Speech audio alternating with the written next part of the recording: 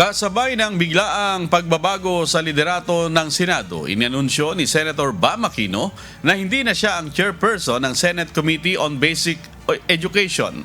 Sa isang opisyal na pahayag, sinabi nito na isang karangalan para sa kanya ang magsilbi sa komite sa loob ng nakalipas na 10 buwan.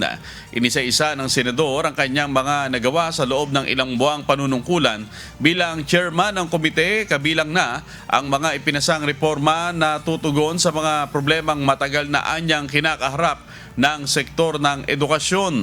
Wala pang inianunsyo ang bagong liderato ng Senado hinggil sa magiging pagbabago sa committee chairmanship.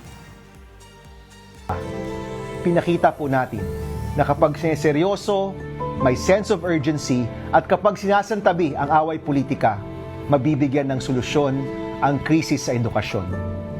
Ang pangako ko po, kahit hindi na tayo chairman ng Committee on Education, tuloy pa rin ang trabaho at tuloy pa rin ang pag-alaga sa kinabukasan ng ating susunod na henerasyon. Dahil ang laban po para sa edukasyon, hindi dapat tumigil dahil lang sa politika.